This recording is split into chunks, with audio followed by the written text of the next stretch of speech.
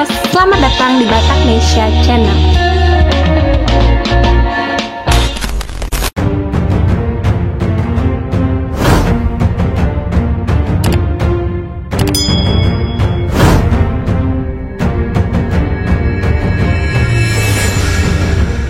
Markas Besar TNI Angkatan Darat atau Mabes TNI Angkatan Darat menggelar acara laporan Korps kenaikan pangkat terhadap 19 perwira tinggi atau Pati TNI Angkatan Darat di Jakarta. Adapun acara laporan Korps kenaikan pangkat 19 Pati TNI Angkatan Darat tersebut dipimpin langsung oleh Kepala Staf Angkatan Darat atau Kasat Jenderal Dudung Abdurrahman. Dalam kesempatan tersebut, Jenderal Dudung menyampaikan selamat kepada Pati atas kenaikan pangkat satu tingkat lebih tinggi dari pangkat semula.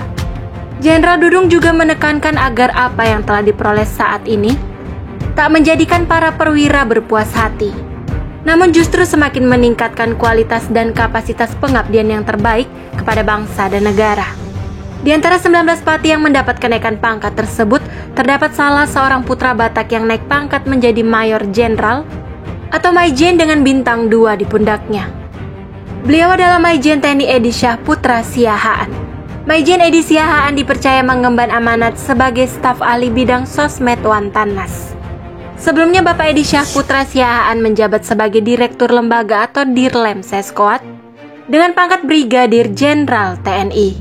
Beliau juga pernah menjabat sebagai Kepala Dinas Sejarah Angkatan Darat atau Kadis Jarahat. Saat berpangkat Kolonel, Pak Edi Syah Putra Siahaan menjabat sebagai Paban Sahli Bidang Kesejahteraan, Koperasi dan Yayasan Sahli Kasat.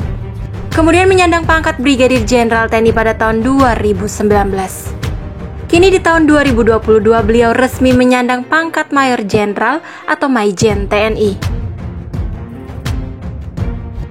Kita ucapkan selamat mengemban tugas baru untuk Bapak Maijen Edi Siahaan. Semoga amanah, sukses dan sehat selalu.